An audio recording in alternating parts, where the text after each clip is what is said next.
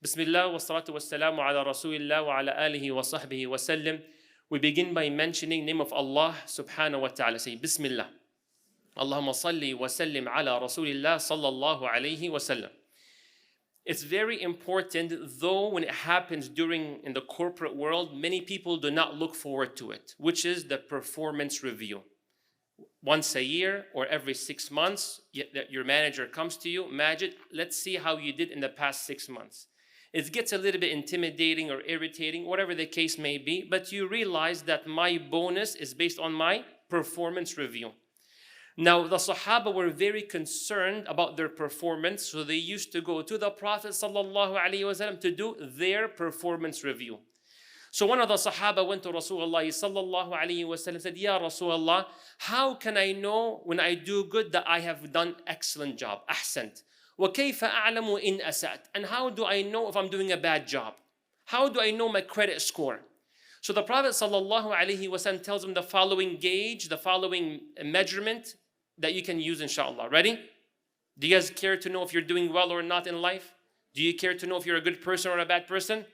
He says, in summary, whatever your neighbor says about you. You are whatever your neighbor says about you. He sallallahu alayhi wa sallam says, إِذَا سَمِعْتَ جِيرَانِكَ يَقُولُونَ قَدْ أَحْسَنْتَ فَقَدْ أَحْسَنْتَ وَإِذَا سَمِعْتَهُمْ يَقُولُونَ قَدْ أَسَأْتَ فَقَدْ أَسَأْتَ. If they tell you you're a great man, you're a great woman, you're phenomenal, we're happy to be your neighbor and so on, then know that you're doing a great job in life. Allahu Akbar. And in the afterlife. And if the people talk bad about you and so on, and you're so evil, oh my God, he came back from his vacation, here we go again with the noise level, then know that you're doing really bad in life. And obviously there's a disclaimer, we're not talking about one neighbor who is an Islamophobe. We're talking about a whole street that may say bad things about you. It'll be very hard that 20 homes agree against you, right? So may Allah make our reputations wonderful in our neighborhoods. Ameen Rabbil Alameen. And I think you may be able to pick up what I'm looking into, which is prophetic neighbor.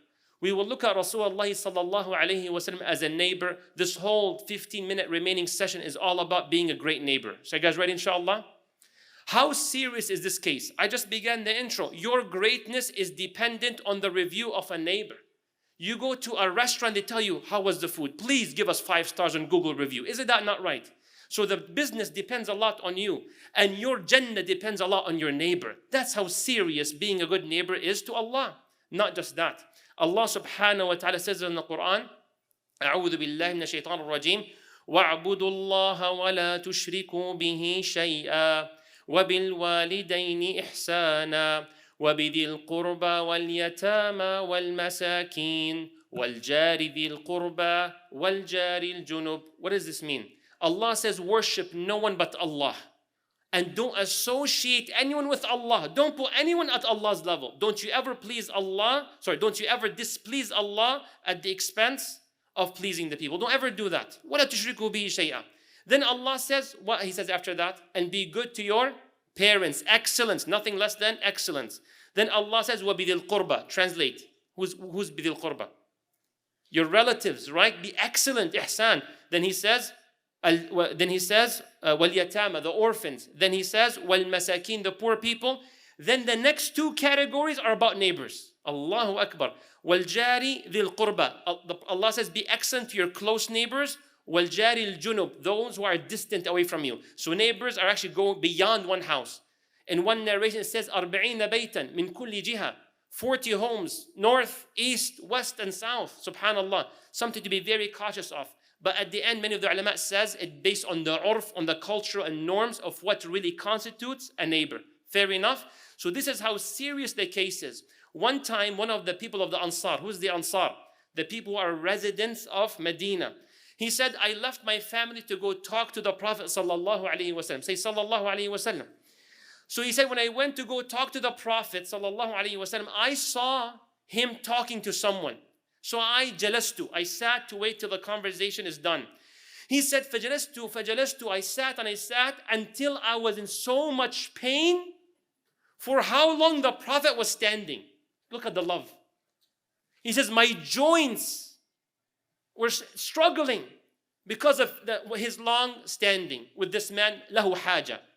He said, once the Prophet was done, I went to the Prophet sallallahu alaihi wasallam, Ya Rasulullah, Wallahi laqad ta'allamtu. Wallahi, I'm in pain for how long you were standing. Your joints, your foot, everything. Who was it?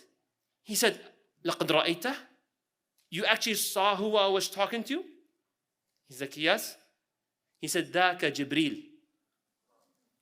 Allahu Akbar. ذاك جبريل. So what in the world were you guys talking for such a long time? He said, ما زال جبريل يوصيني بالجار حتى ظننت أنه سيورثه. He said, Jibreel spoke all about neighbors and how important it is for you to be a good neighbor. How devastating it is for you to be a bad neighbor. How much punishment you will receive if you're an evil neighbor. How much in Jannah you will get if you're good to your neighbor. Wasiyya, wasiyya, wasiyya. Jibreel kept talking to me. Jibreel kept talking to me. Jibreel kept talking to me. I thought at one point he will tell me, Muhammad, by the way, when your neighbor dies, he takes 10% of your inheritance. To that point. حتى ظننت أن سيورثه. And just in the last statement of this authentic hadith, the Prophet said, sallallahu alaihi wasallam, by the way, if you said salam to him, he would have replied. Allahu Akbar. So the point being here, this is the level of jiran. And Rasulullah sallallahu alaihi wasallam was phenomenal, was fantastic at this. He was the greatest neighbor. There were young children next to the Prophet sallallahu alaihi wasallam. Who were some of his neighbors? Bani Najjar. Bani Najjar are akhwalun Nabi, the maternal uncles of the Prophet.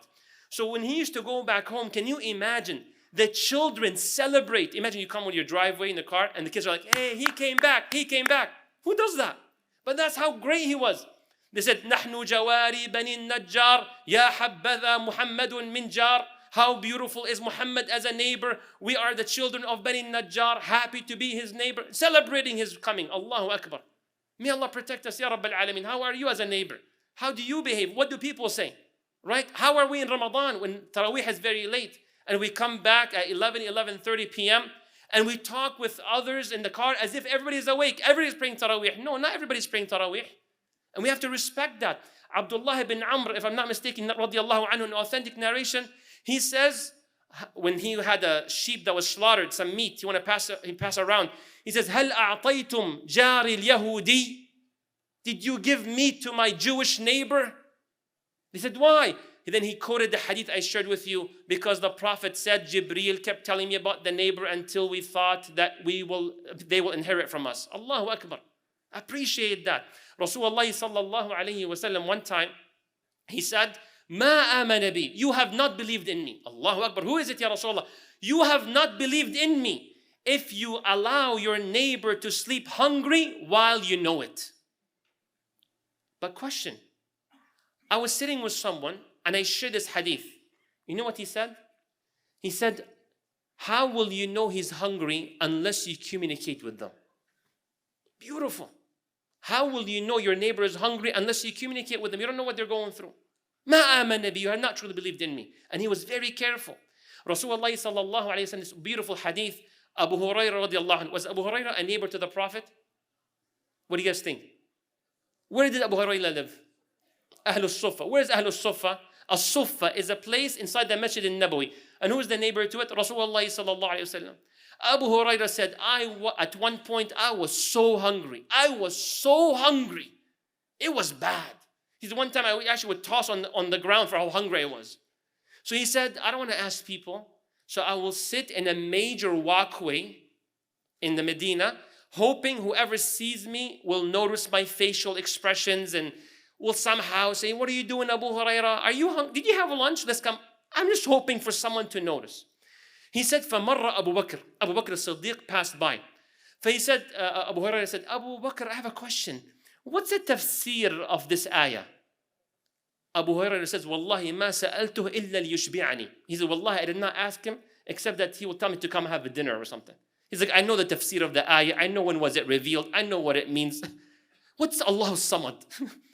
So Abu Bakr as-Siddiq radiallahu anhu, he says, Allahu Samad, as an example. That was not the hadith. He said, the ayah means such and such, very nice. And then he says, فَمَرَّ وَلَمْ يَفْعَلْ شَيْء. He didn't notice. Who came? Umar ibn al-Khattab radiallahu anhu. Umar, Allah, su'al, question. What's the tafsir of this ayah? You know, what does min sharri ghasiqin idha? What does it mean? An example. It means such and such. It was revealed on that day, and Umar did not notice the intent behind it. Abu Hurairah said, فَمَرَّ. Then he said, until Abul Qasim came. Who's Abul Qasim? The love of your life. Muhammad alayhi salatu wassalam. He said, the moment he saw me, he smiled. فَعَرِفَ مَا أَمُرُّ بِهِ, and he knew exactly what I'm going through from eye contact. Because he's his neighbor. All right? I know you. I got it. And he's also intelligent, and he's also emotionally intelligent. So he went to Abu Hurairah. He says, Ya Abu Hurairah, labbayka ya Rasulullah. Yes, ya Rasulullah, yes. He said, follow me. So Abu Hurairah radiallahu anhu, he follows the Prophet sallallahu alaihi wasallam. The Prophet goes into the house. Abu Hurairah doesn't just walk in. He waits. يستأذن. Can I come in? فاستؤذن لي. Then I walked in. فوجد النبي قدحا من لبن. He saw a bowl of milk. So the Prophet sallallahu alaihi wasallam asked, this bowl of milk, how did it come? He's asking his wife, his family. They said it was a gift. He said, excellent. Abu Hurairah, labbayka ya Rasulullah. Yes, ya Rasulullah. Ud'u li ahlu suffa. Call the people of Sufa, all of them, 10, 20, 30, whatever number. Tell them to come over. Now Abu Hurairah is telling us the story after it happened. He said, to be honest with you, I was angry at that. He said, I was upset. ما يفعل هذا القدر. Like, what will this bowl do for أهل الصفة? A bottle, just a bottle of water, and all people who just finished playing soccer, 22 players, here you go, a bottle of water, share it.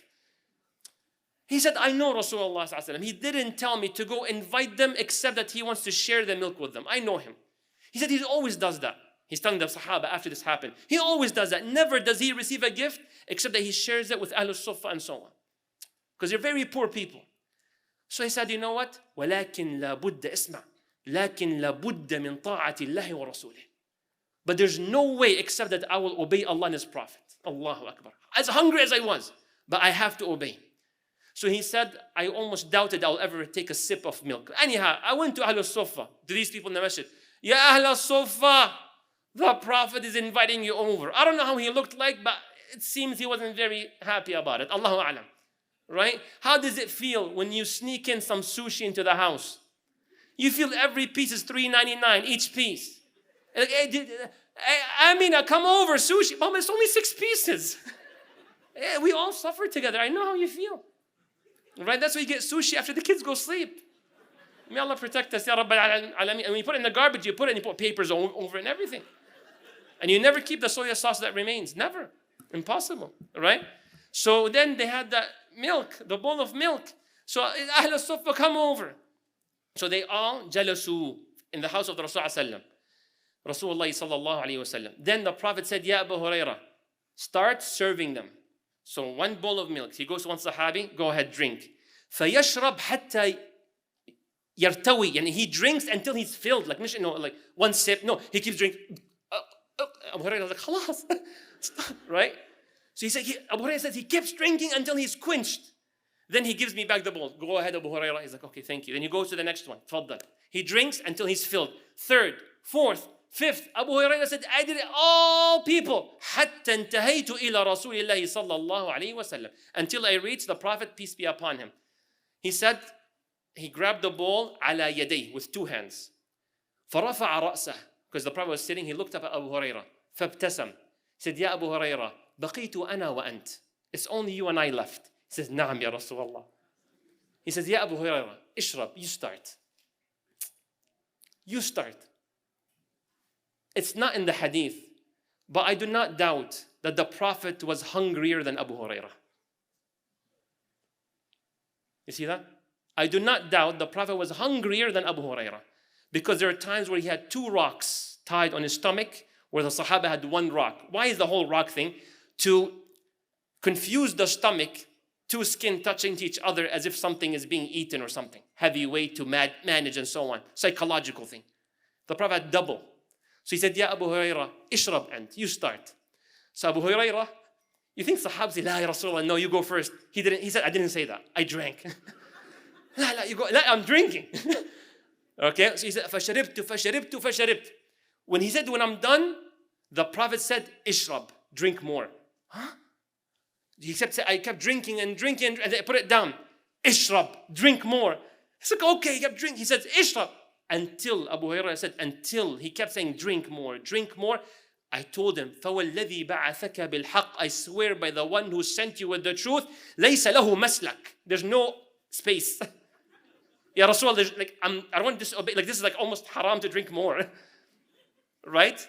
So then the Prophet ﷺ grabbed that bowl, فَحَمِدَ اللَّهِ, he said, Alhamdulillah. Why? For the barakah Allah put in that milk. It's a bowl of milk. It's just a cereal. Just a bowl. That's it. Then سَمَّ Allah, he said, Bismillah, فَشَرِبَ, then he drank until whatever remained is pretty much gone. This is Rasulullah sallallahu alayhi wasallam as a neighbor. As beautiful as it sounds, there's a lot of severe punishment to those that are no good to their neighbors. Severe. One time a man went to Rasulullah sallallahu alayhi wasallam.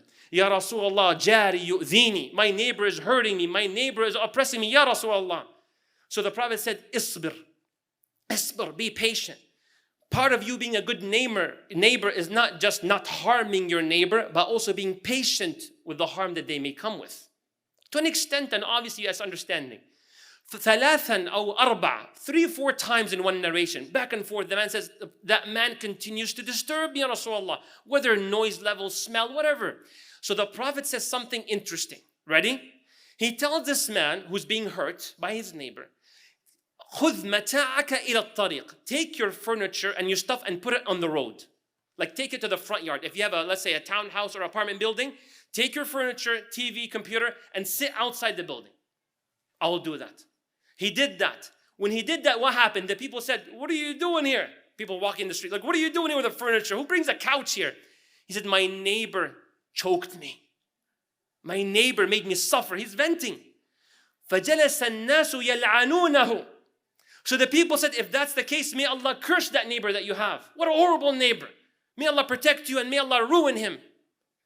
So the man who was a very oppressive, evil neighbor, people start talking so much about him, he went to the Prophet ﷺ, said, Ya Rasulullah, النَّاسُ عَلَيْهِ, the people are all over me. وَمَاذا يَقُولُونَ, and what are they saying? يَلْعَنُونَنِي يَا Rasulullah, they're so angry and they curse me. He said, لَقَدْ لَعَنَكَ اللَّهُ قَبْلَ لَعْنِهِمْ لَكَ. Allah has cursed you before they cursed you. Allah was angry at you before they were angry at you. So the man was shocked. He said, فَوَاللَّهِ لَا أَرْجِعْ, I promise I will never be the neighbor I used to be. Then he went to the man who was on the street. He's like, Akhi, my neighbor, come back. وَاللَّهِ لَا أُؤْذِيكَ بَعْدَ الْيَوْمِ أَبَدًا. I swear by Allah, come back to your home. I will be the best neighbor possible. I will never harm you in my life. There's a lot that can be said. This topic is very deep. And I pray to Allah to grant you all Jannah. Because I never studied it as much as I studied for this session. And there's a lot more notes, of course. But one last thing. Some people may say, what's the point of being a good neighbor? What's the point of being a good neighbor? On Thursday, I had dinner with wonderful people. Pharmacist, engineer, high school student. And I asked him, I have a session in Miftaah Institute on Saturday. Tell me a story you have with one of your neighbors. So a man, during his high school time, now he's a pharmacist, he said, let me tell you one. One day I was coming back from school or work, and I saw my neighbor cutting my grass, the grass of my house. And I was so embarrassed, and I was so sad. Why would this old man do this for me? I felt so embarrassed. So he said something profound. I wasn't looking for that, but he said, Wallahi, when I saw him do that, I loved him so much. That's what he said. So this is a fruit of being good to your neighbor. You will love one another. And the Prophet said, you will not go to Jannah until you believe. And you will not believe until you love one another. You see the fruit? So this man said, Wallahi, after that, I would cut my own grass and cut his grass as well. So one act of kindness to your neighbor had that love with one another and made mom and dad happy with cutting the grass. So may Allah make us wonderful neighbors. May Allah make us of the muhsineen to our neighbors and be the greatest example possible.